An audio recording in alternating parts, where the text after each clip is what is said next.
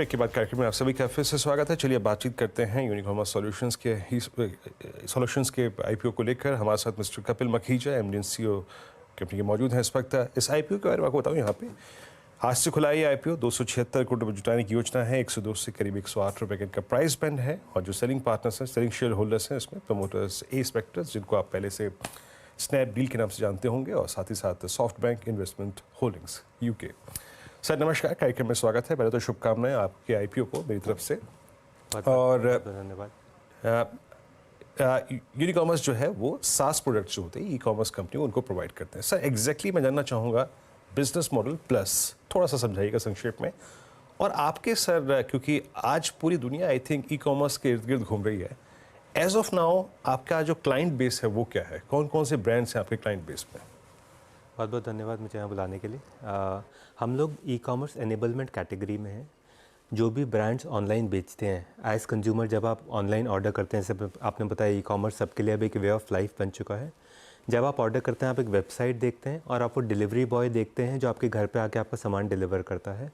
उसके बीच में जो भी होता है उसका सॉफ्टवेयर हम बनाते हैं। ब्रांड्स के लिए आज की डेट में ई कॉमर्स पे बेचना बहुत कॉम्प्लेक्स हो चुका है।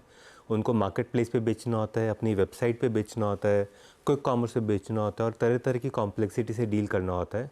हमारी कंपनी का मोटो है ई कॉमर्स सेलिंग सिंप्लीफाइड, और हम लोग ब्रांड्स के लिए ई कॉमर्स सेलिंग सिंपल कर रहे हैं, उनको उस कॉम्प्लेक्सिटी से शील्ड कर रहे हैं ताकि वो अपने बिजनेस पे फोकस कर सकें, वो अपने कस्टमर्स पे फोकस कर सकें। हमारा कस्टमर बेस 3500 क्लाइंट से ज़्यादा का है।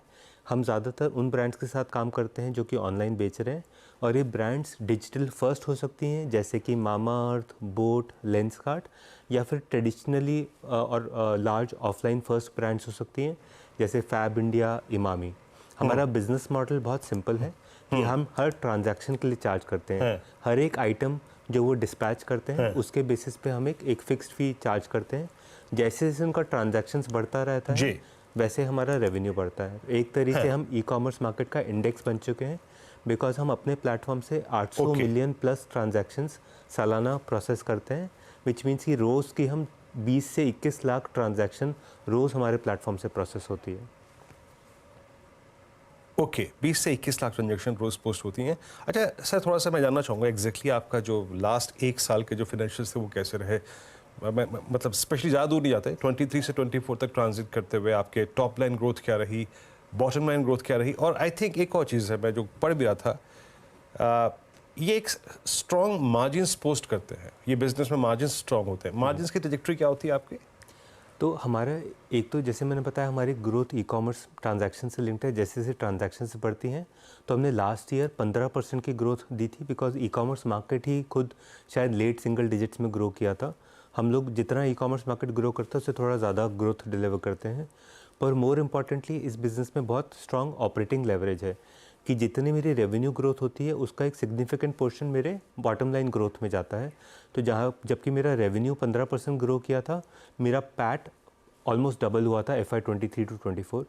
तो और ये कंपनी FY21 से प्रॉफिटेबल है। हम हर महीने हर साल कैश फ्लो जनरेट करते हैं। तो इसमें एक स्ट्रॉन्ग ग्रोथ है बिकॉज ई कॉमर्स धीरे धीरे वे ऑफ लाइफ बन रहा है। बट अभी हमको लगता है, हम सारे सिटी डॉलर्स को लगता है कि ई कॉमर्स अब हो गया और कितना ही ग्रो होगा। आप देखेंगे इंडिया में अभी 4 से 5 बिलियन शिपमेंट्स होती हैं, इसके मुकाबले चाइना में 150 बिलियन शिपमेंट्स पिछले साल हुई हैं। इसका मतलब अभी 30 गुना चाइना हमारी वॉल्यूम ग्रोथ से आ गया। तो अभी तो बहुत हेडरूम फॉर ग्रोथ है।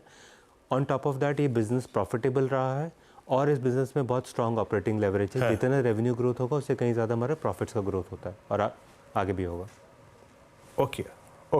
Okay, I got your point. अच्छा, एक और चीज़ आते हैं, ये 276 करोड़ रुपए जो अब जुटा रहे हैं, एग्जैक्टली क्या होगा इससे? क्या प्रोडक्ट डेवलपमेंट, क्लाइंट एक्विजिशन, दो बड़े टारगेट्स यही रहेंगे या फिर कुछ और भी आई थिंक टारगेट्स हैं आपके? तो पहली बात, ये IPO pure offer for sale है, तो हम कुछ प्राइमरी रेज नहीं कर रहे, बिकॉज जैसे मैंने बताया हम सालों से प्रॉफिटेबल हैं, कैश जनरेट कर रहे हैं। आज की FY24 के एंड में हमारी बुक्स पे नियरली 70 करोड़ कैश था और हम हर महीने हर साल कैश फर्दर ऐड कर रहे हैं। और इस कंपनी में जब से कंपनी एक्वायर हुई थी 2015 में, हमने ज़ीरो प्राइमरी रेज किया है। इस कंपनी में कभी भी हमने पैसा रेज ही नहीं करा। ये कंपनी खुद ही अपने बलबूते या अपने इंटरनल एक्रूवल से ही ग्रो करी है।